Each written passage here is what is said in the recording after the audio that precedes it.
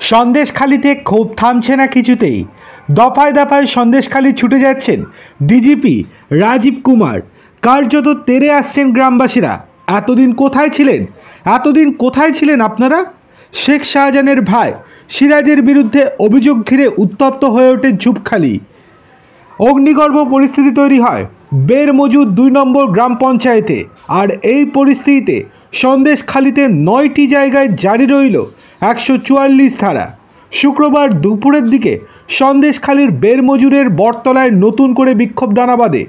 অশান্তির জেরে পুলিশের ধরপাকড় শুরু হয়ে যায়। কয়েকজন স্থানীয় বাসিন্দাকে গ্রেপ্তার করতেই আবার উত্তেজনা বাঁধে এলাকায়।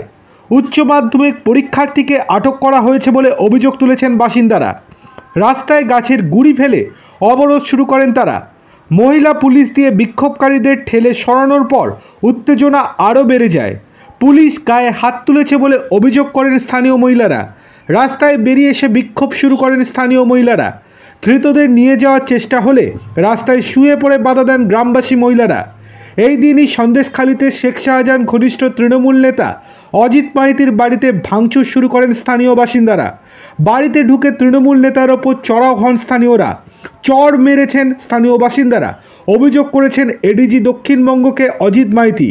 অন্যদিকে আরেকজন তৃণমূল নেতা সুমিত মাইতি গ্রাম ছেড়ে ভয়ে পালিয়েছেন যখন গ্রামবাসীরা তার বাড়িতে এসে হানা দেয়। আইন হাতে তুলে নিলে গ্রেপ্তার করা হবে বলে হুঁশিয়ারি দেন এডিজি দক্ষিণবঙ্গ সুপ্রতিম সরকার। কিন্তু সুমিত মাইতি কোথায় গিয়েছেন সেটা এখনও কেউ জানে না। গ্রামবাসীরা রাগে ফুটছেন এই অজিত এবং সুমিতের বিরুদ্ধে। অজিতকে মারা হলেও সুমিতকে এখনও মারতে পারেননি গ্রামবাসীরা।